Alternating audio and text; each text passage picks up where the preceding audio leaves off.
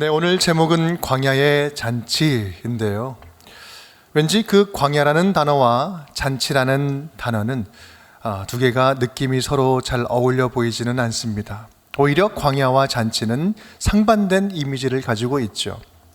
하지만 광야에서도 잔치는 충분히 열릴 수가 있습니다.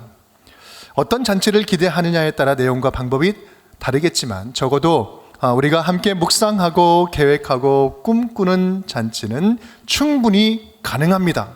왜냐하면 우리들의 잔치는 하나님이 다스리는 나라, 천국 잔치를 말씀하고 있기 때문에 그렇습니다. 예수님과 함께 한다면 바로 그곳이 어디든지 하나님 나라의 샬롬이 임하는 줄 믿습니다. 오늘 말씀을 통해서 광야와 같은 우리의 삶에 예수 그리스도와 함께하는 이 천국 잔치와 같은 삶이 온전히 다시 회복될 수 있기를 간절히 축복합니다. 사실 성경은요, 이 잔치라는 표현을 쓰고 있지 않지만 창세기부터 요한계시록까지 잔치의 연속이었습니다. 하나님이 태초에 천지를 창조하시고 아담과 하와에게 이렇게 말씀을 하시죠. 창세기 1장 29절 말씀, 모든 채소와 씨 가진 열매 맺는 모든 나무를 너희에게 주노니 너희의 먹을거리가 되리라. 풍성히 먹어라. 2장 16절 말씀은 동상 각종 나무의 열매는 내가 이무려 먹되 마음껏 먹으라는 거예요. 풍성한 먹거리가 넘치는 잔치, 그 잔치가 에덴에서부터 시작되었습니다. 홍수 후에는요, 또 다른 잔치가 시작됩니다. 인간에게 육식이 허용이 되죠. 창세기 9장 3절 말씀, 모든 산 동물은 너희의 먹을 것이 될지라 채소같이 내가 이것을 다 너희에게 주노라. 모든 산 동물도 주는 거예요. 다만 고기를 먹을 때 핏째 먹지 말라라고 이야기를 하죠. 큰 심판 후에 하나님이 무지개로 언약을 확인시켜 주시면서 새로운 육식의 밥상을 펼쳐 주신 것입니다. 그러면 우리 성경의 제일 마지막 요한계시록에는 어떤 잔치가 나오고 있을까요? 우리 계시록 19장 7절 8절 말씀, 어린 양의 혼인 기약이 이르렀고 그의 아내가 자신을 준비하였으므로 이 어린 양의 혼인 잔치 이야기가 나옵니다. 이것은 예수 그리스도께서 예수님이 재림하심으로 하나님 나라가 종국적으로 완성되는 그 모습, 그 잔치를 이야기하고 있는 것입니다. 이는 하나님 보시기에 좋았더라 라고 이야기했던 이 에덴의 첫 기쁨이 다시 종국적으로 주님 오시는 그날 새 에덴의 회복으로 완성이 된다는 것을 이야기하고 있는 거죠. 잔치, 혼인잔치로 이야기를 합니다. 또 예수님께서 이 땅에 오셔서 처음으로 공생애를 시작하실 때 공생의 첫 번째 사역이 어디였어요? 가나에서 있었는데 가나의 혼인잔치에서 일어났어요. 이 첫 표적을 갈릴리 가나에서 행하여 그의 영광을 나타내심에 갈릴리 혼인잔치에서 첫 공생의 사역이 시작된 겁니다. 여러분, 출애굽의 구원의 역사를 보면 그 구원의 역사도 유월절 잔치로 시작됩니다. 그리고 예수님이 잡히시던 날도 유월절 명절이었어요. 예수님이 어린 양의 제물이 되심으로 말미암아 모든 인류에게 구원의 잔치가 열린 것, 이것이 바로 예수님이 잡히신 유월절의 의미인 것이죠. 여러분, 이렇듯이 성경은 잔치로 시작해서 잔치로 끝맺힙니다. 우리 특별 새벽 기도의 기간 동안에 에스더도 마찬가지죠. 잔치로 시작해서 잔치로 이야기가 마무리가 되잖아요. 왜 그럴까요? 이 바로 잔치가 의미하는 것이 하나님의 나라, 이 천국 잔치, 천국을 의미하기 때문입니다. 천국은 예수 그리스도로 말미암아 하나님의 통치, 하나님의 다스림이 임하는 것이요, 또 창세기부터 요한계시록까지 또 예수님이 오셔서 승천하기 직전까지 그토록 입이 마르게 강조하고 가르치셨던 것이 하나님 나라였기 때문에 그렇습니다. 사도행전 1장 3절 말씀 보면 이렇게 나오죠. 40일 동안 그들에게 보이시며 하나님 나라의 일을 말씀하시니라. 지금 때는 언제입니까? 예수님께서 부활하시고 승천하시기 이전에 40일 동안 열심히 하신 일은 하나님 나라를 전파하는 것이었다. 여러분, 이 하나님 나라의 복음이 우리에게 알려주시는 것이 뭡니까? 그것은 하나님이 예비하신 잔치는 태초부터 이미 시작됐다는 거예요. 태초부터 이미 시작되었고 예수님이 다시 오실 그날까지 계속해서 일어날 것이며, 또한 예수 그리스도와 함께하는 곳이라면 그것이 어떤 상황과 어떤 형편에 있다 할지라도 바로 그 자리가 천국 잔치의 자리가 된다라는 말씀을 우리에게 주시는 것입니다. 이것이 저와 여러분에게 주시는 천국 복음의 핵심이에요. 그래서 천국은요, 누구에게나 열렸습니다. 언제든지 열려 있습니다. 어디서나 열려져 있어요. 또 어떠한 극악무도한 죄인이다 할지라도 모든 삶을 되돌이키고 삶의 주인을 다시 주님께 고백하고 회개하고 돌이키면 구원받을 수 있는 기회가 누구에게나 열려져 있다는 거예요. 열려진 복음인 거예요. 열려진 잔치예요. 누구에게나 활짝 열려있어요. 왜 그렇습니까? 이것이 하나님의 마음이기 때문에 그렇습니다. 하나님의 자녀들 끝까지 구원하여서 하나님의 백성 삼는 것, 천국 백성 되게 하는 것, 이것이 하나님의 마음이기 때문에 그렇습니다. 예레미야 29장 11절 말씀 이렇게 이야기하죠. 여호와의 말씀이니라 너희를 향한 나의 생각을 내가 아나니 평안이요 재앙이 아니니라 너희에게 미래와 희망을 주는 것이니라. 이것이 내 생각이라는 거예요. 이러한 약속, 이러한 하나님의 마음이 고스란히 담겨져 있는 것이 바로 오늘 우리가 함께 읽은 본문 말씀에 광야에 있는 만나였습니다. 광야에서 만나를 주신 거예요. 광야를 죽음의 땅이 아닌 생명의 땅으로, 저주의 땅이 아닌 위로의 땅으로, 절망의 땅이 아닌 약속이 있는 땅으로 변화시킨 이 만나의 은혜, 이 만나의 은혜를 통해서 다시 한번 주님께서 회복시켜 주시는 그 은혜가 우리 모든 가족 식구들에게 넘쳐 흐르기를 주님의 이름으로 축복합니다. 함께 따라하겠습니다. 매일 신비의 잔치. 매일 신비의 잔치. 우리 밑줄 친 부분 함께 읽어볼까요? 이스라엘 자손이 보고 그것이 무엇인지 알지 못하여 서로 이르되 이것이 무엇이냐, 이것이 무엇이냐. 저녁에는 메추라기가 와서 진에 덮이고 아침에는 이슬이 진 주위에 내리더니 그 이슬이 마른 후에는 지면에 작고 둥글며 서리 같은 것이 이렇게 남아있는 거예요. 사람들이 보고 이것이 무엇이지? 이렇게 물어보는 거예요. 이것이 무엇이냐. 여러분, 만나라는 뜻은 히브리어로 이것이 무엇이냐라는 말 뜻이에요. 만나는 예전에도 없었고 이후에도 없는, 이 땅에 존재하지 않는 아주 신비한 것이었습니다. 이 땅의 소산물이 아니라 하늘이 내린 양식이었다라는 것이죠. 열심히 노력하고 수고하면 얻을 수 있는 것이 아니라 자고 일어나면 그냥 은혜로 주어진 신령한 양식이었어요. 여러분, 이것은 이성적으로 이해하기가 힘든 일입니다. 아주 신비한 일이죠. 그 신비한 일이 하루 이틀도 아니고 40년 동안 매 아침마다 일어난 거예요. 여러분, 이것은요, 우연일 수도 없고 부정할 수도 없고 이거는 거부할 수도 없는 일방적인 은혜의 떡이었던 것입니다. 여러분, 광야는요, 말 그대로 굉장히 두려운 땅이죠. 죽음의 땅입니다. 광야는 알면 알수록, 경험하면 경험할수록 정말 두려운 땅이에요. 만만한 곳이 아닙니다. 이스라엘 성지 순례를 가면 되게 광야 체험을 하는데, 저도 한번 방문을 해서 갔는데 처음에는 아주 은혜롭게 시작했어요. 예수님이 걸으신 이 광야야. 그러면서 갔는데 한 30분 지나니까 욕이야 속에서 스물스물 올라오는 거예요. 광야는요, 신비하고 특별한 은혜가 아니면 일주일, 아니요, 하루도 버티기 힘든 것이 광야예요. 40년 동안 매일매일 우리가 가야 할지 말아야 될지 스스로 선택하지도 못하고, 또 어디로 가야 될지 향방을 알지 못하던 그 이스라엘 백성들에게 이 광야라는 곳은 어떤 곳이었을까? 이건 철저하게 좌절하고 절망적인 땅이었어요. 그런데요, 그러한 그들에게 매일매일 아침에 신비한 양식이 내려오는 것입니다. 오늘 굶더라도 내일 아침이 되면 이 굶주린 배를 다시 채울 수가 있어요. 저탄고지, 탄수화물 걱정할 필요가 없어요.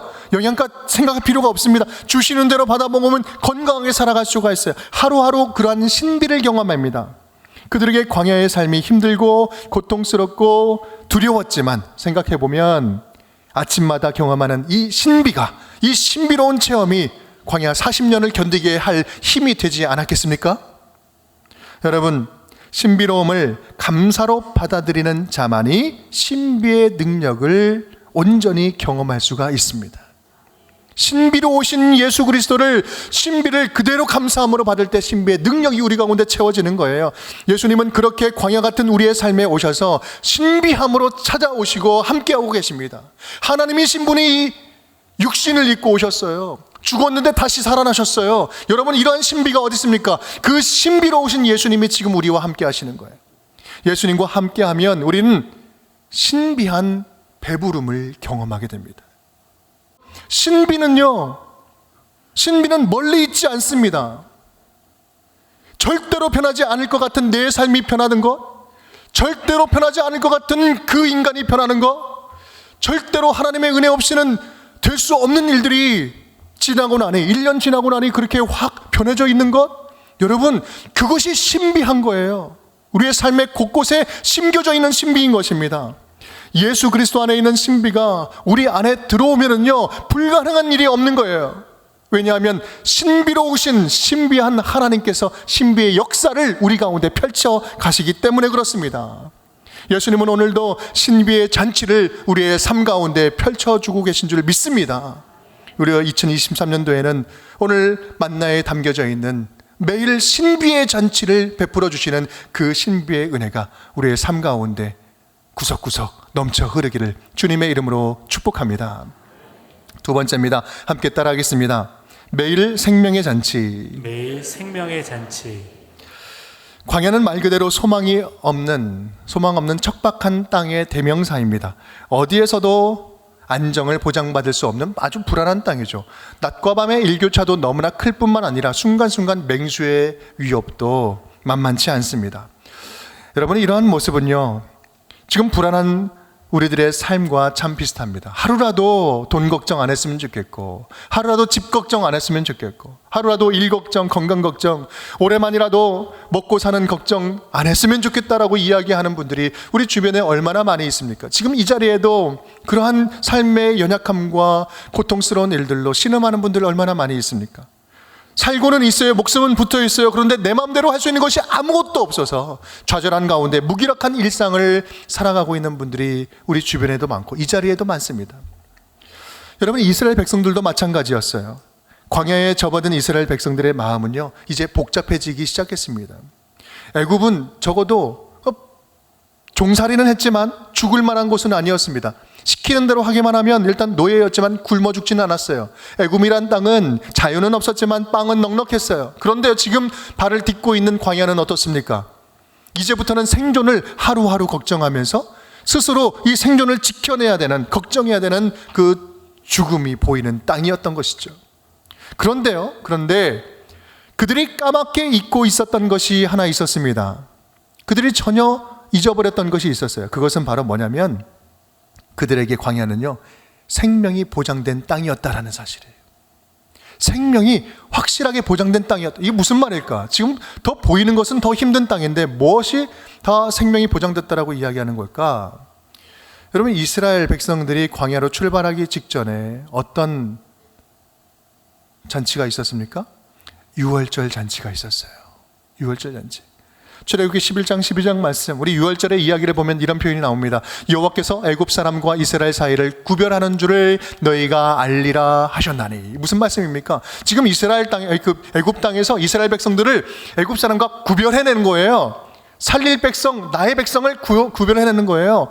출애굽 12장은 이렇게 이야기합니다. 내가 피를 볼 때에 너희를 넘어가리니 재앙이 너희에게 내려 멸하지 아니하리라.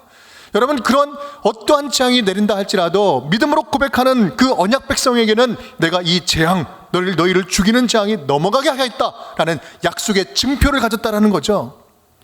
6월절로 시작되는 사실을 우리는 분명히 기억해야 됩니다. 아주 의미심장한 사실이에요. 저들의 생명을 구별하여 잔치로 시작한다. 그들을 광야로 내몬 것은 죽이려고 내몬 것이 아니라 살려주시기 위해서 광야로 인도하신 것입니다. 언약을 따르는 자들에게는 피를 본즉 넘어가는 그러한 구별된 생명의 축복이 그들에게 있었다라는 말씀이죠. 거기에서 제외된 사람은 아무도 누구도 없는 거예요. 그들 모두는 하나님이 구원하시고자 하는 그런 작정하신 구별된 생명들이었다라는 사실이에요. 그들은 그것을 잊고 있었어요. 여러분, 만나는요, 그런 구별된 자녀들에게 내려주시는 특별한 양식이었습니다. 주님이 직접 그들을 내가 끝까지 책임지겠다라고 말씀을 하는 거죠. 여러분, 이 만나가 언제 그치죠? 여호수아 5장 말씀을 보면 그 땅에, 그 가나안 땅에 소산물을 먹은 그 다음 날 끊겨요. 광야 동안은 내가 완전히 책임져 주겠다라는 하나님의 약속의 말씀이었죠. 여러분, 그렇습니다. 그들이 광야에서 먹은 만나는 구별된 생명이 누리는 특별한 잔치 음식이었던 것입니다. 직접 먹여주시고 직접 살려주시고 직접 끝까지 끝까지 생명을 책임져 주신 증거물인 것이죠. 우리들의 생명이 오직 하나님께만 있다는 사실을 그들은 철저하게 어디서 배웠습니까? 광야에서 배운 거예요. 이것이 바로 오늘 우리가 나누고 있는 광야의 잔치인 것입니다. 사랑하는 여러분, 2023년도 예언컨대 그런 일이 많이 없었으면 좋겠지만 우리에게는 광야 같은 삶이 반드시 찾아올 겁니다. 반드시 광야 같은 삶이 찾아오고, 아니 지금 그 광야를 지나고 계신 분들 너무나 많이 계세요. 여러분, 하지만 두려워하지 말자라는 말씀입니다.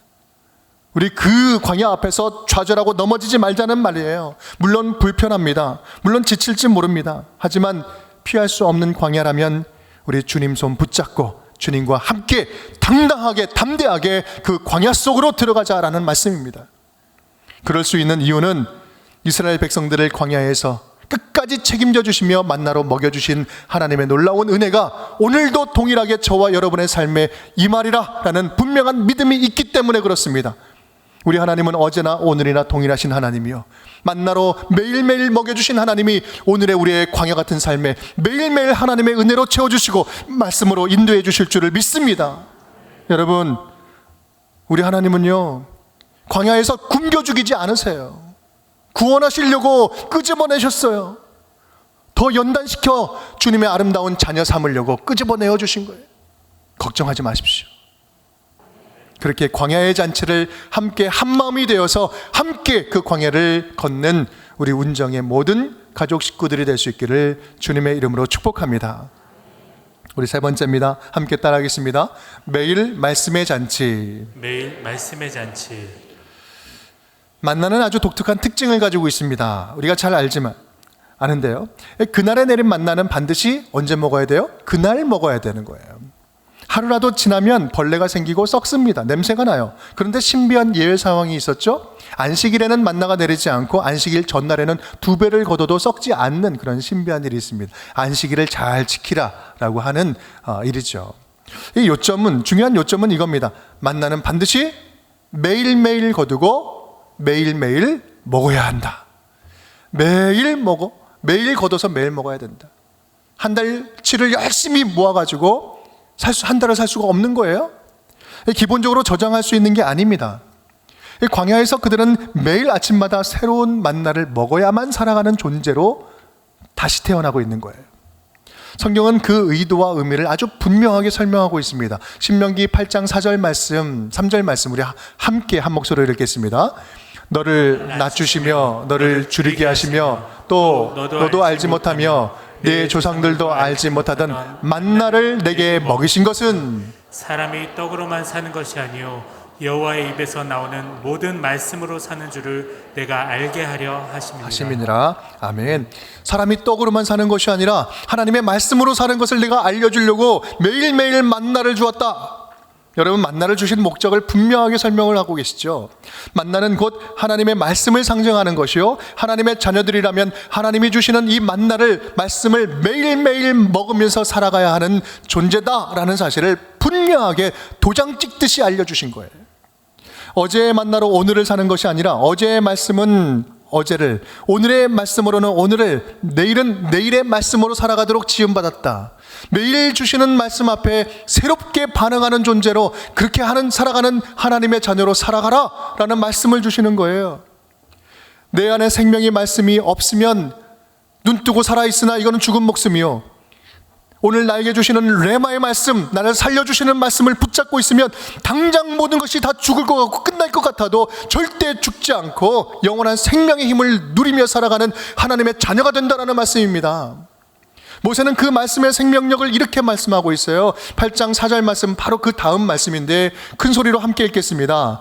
이 40년 동안에 내 의복이 헤어지지 아니하였고 내 발이 부르트지 아니하였느니라. 40년 동안 네 발을 보아라. 네 발이 부르텄느냐? 네가 옷 입은 거 바라보아라. 40년 동안 입었는데 헤어지지 않았다. 40년 동안 매일 아침에 만나가 육신의 생명을 지켜준 것처럼 매일매일 임재하시는 하나님의 말씀이 40년 동안 너의 삶을 온전하게 다 지켜 보호해 주었다.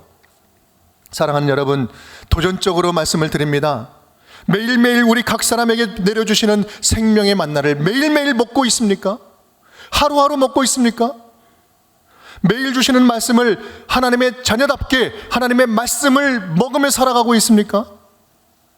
지금 나의 삶이, 지금 우리의 삶이 광야와 같은 삶이라고 그렇게 힘들다고 이야기를 말은 하면서도 얼마나 매일매일 그렇기 때문에 주시는 하나님의 말씀, 그 은혜의 말씀을 매일매일 내려주시는 그 만나의 말씀을 얼마나 의지하며 얼마나 실감나며 먹으면서 광야의 삶을 살아가고 있습니까?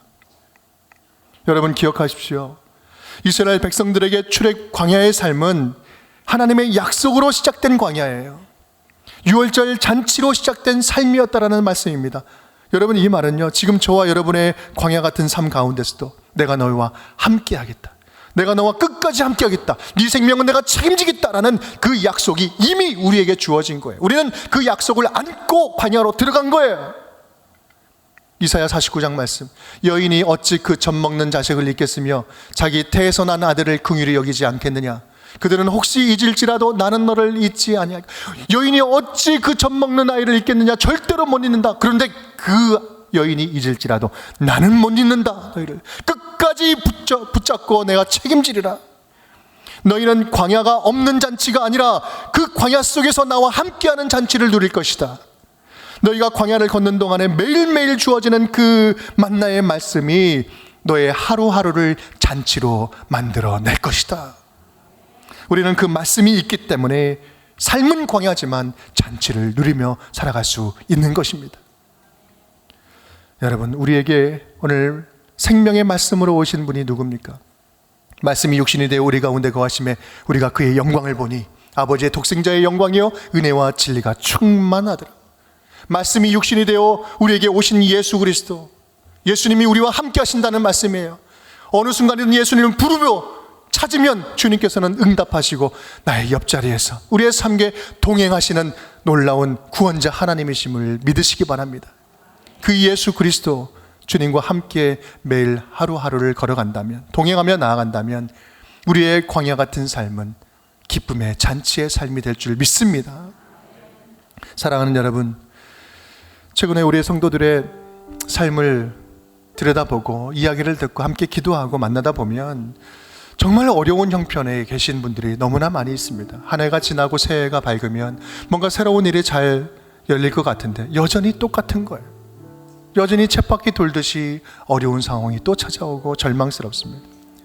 환우들의 이야기를 보면 연말 되면서 다치신 분들도 많이 계시고요, 정말 큰 중병, 우리 암병 수술하신 분들도 많이 계십니다. 너무나 많은 분들이 광야 같은 시절을 보내고 계세요. 근데 그 내용들을 보면 당장에 쉽게 해결되고 끝날 것 같지 않은 문제들도 너무나 많이 있는 거예요. 경제적인 문제도 마찬가지고. 여러분, 하지만 그렇다고 해서 좀 좌절하지 않았으면 좋겠어요. 무너지지 않았으면 좋겠어요. 지금까지 지켜왔던, 믿음으로 지켜왔던 그 마음이 무너지지 않았으면 좋겠어요. 하루하루 버티는 게 힘들다고 여러분 포기하지 않았으면 좋겠습니다.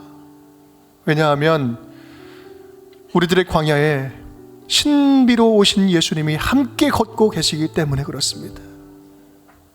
하나님이신 분이 내 안에 찾아오셔서 말로 형용할 수 없는 하나님의 신비, 그 신비로 우리를 채워주고 계시기 때문에 그렇습니다. 하루하루 살 힘을 하늘의 만나로 먹이시고 우리에게 살 길을 열어주고 계십니다. 주님께서 유월절 어린 양의 피로 우리를 처음부터 구별하시고 끝까지 책임져 주시겠다고 약속하셨기에 지금 힘들어도 조금만 더 버티고 견디고 힘내시기를 간절히 부탁드립니다.